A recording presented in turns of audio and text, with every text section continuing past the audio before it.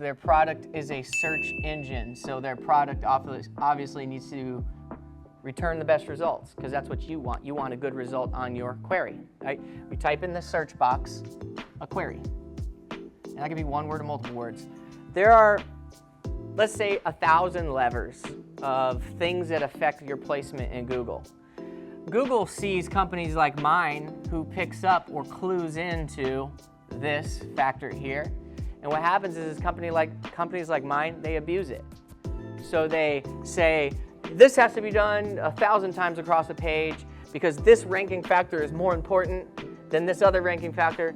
And so all of a sudden, all of these pages move up the index because they're abusing this signal. And Google says, let's pull that lever back a little bit.